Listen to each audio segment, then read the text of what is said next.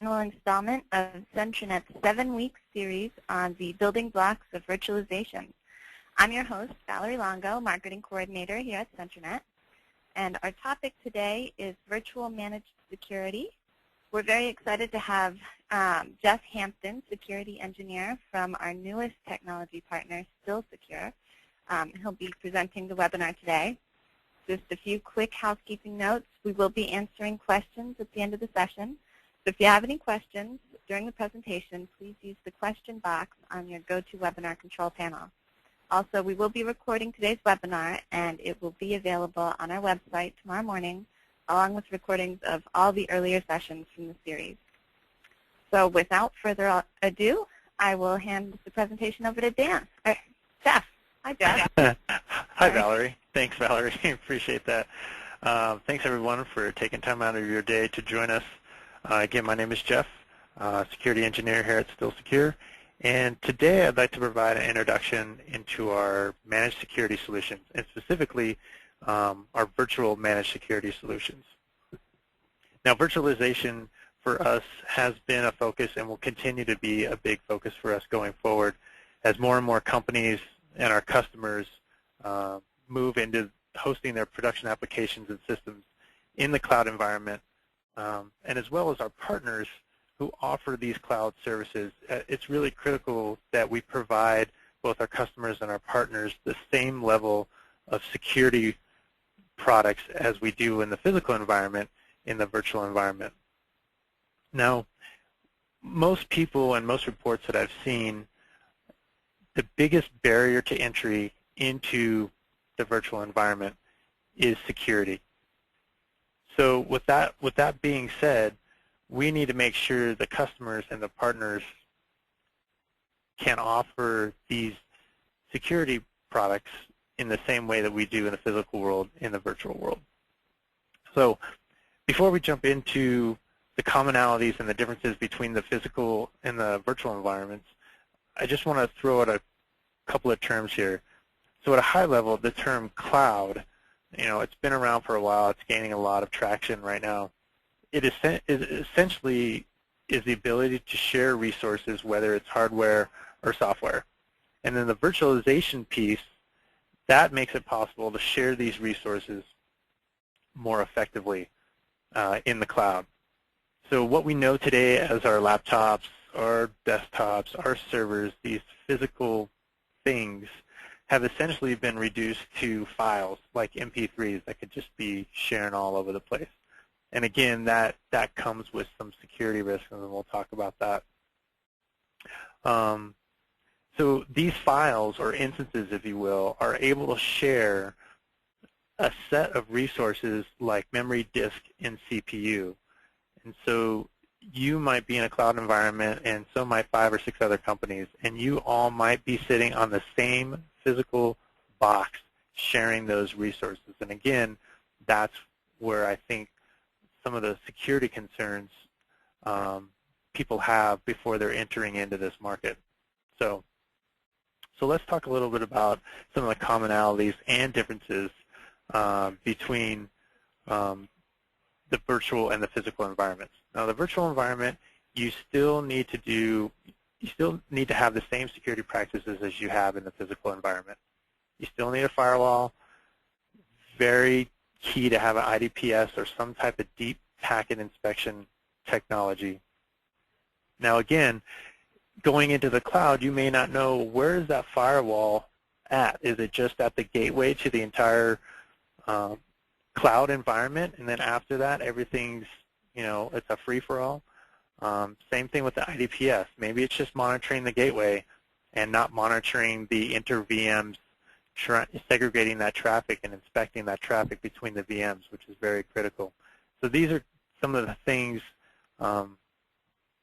that are the same between physical and virtual.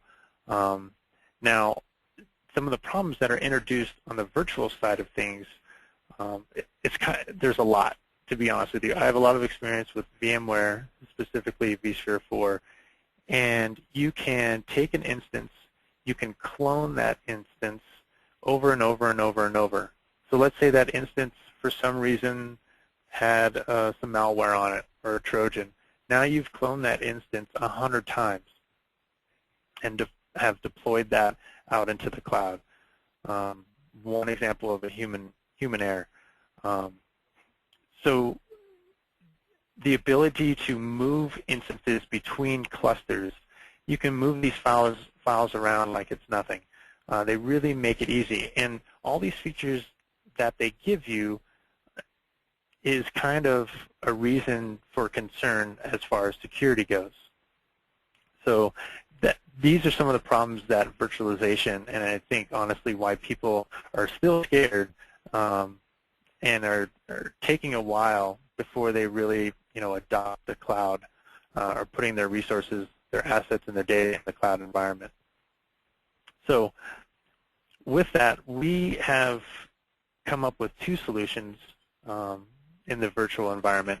One is our VNSA product and one is our VSS product. Now, our VNSA product is single tenant, single policy. And I try to come up with an analogy that would work for this. And think of VNSA, a single tenant, as your home security system. One house, one family, single policy. Now, the policy for the managed services side is something that tells us what actions we need to take on the customer's behalf, and we'll get into that a little bit later. But single tenant is, again, think of it as your home security system.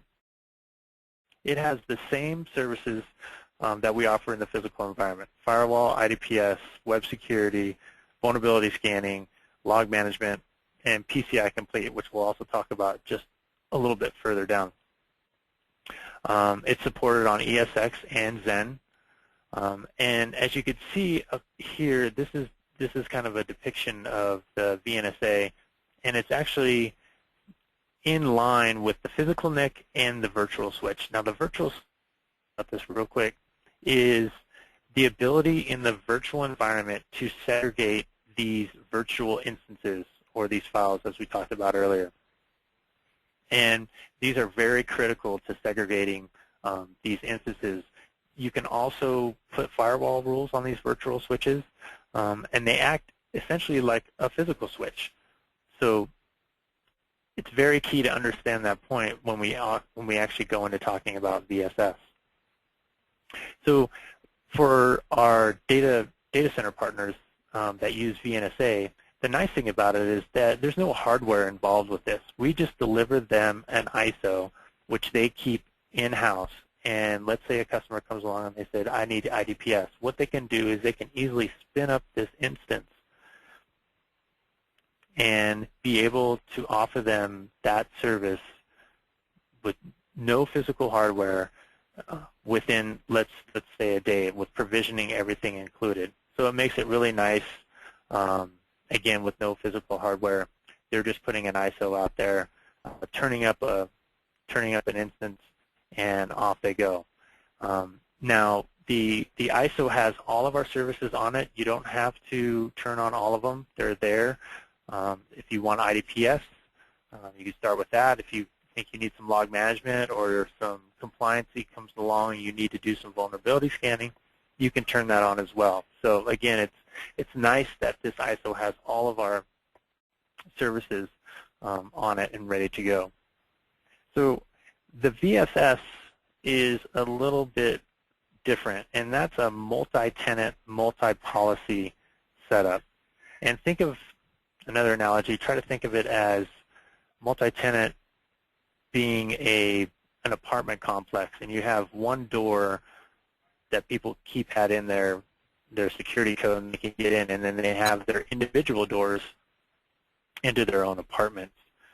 So with VSS, we partnered with VMware, and in order to get accessibility into the hypervisor. What the heck is a hypervisor? So the hypervisor is essentially a layer between the hardware and the software so that we can actually inspect packets before it even reaches the instance itself, before it even reaches the hardware. And so, again, going back to the virtual switch, with the VNSA, we can only protect between virtual switches or the physical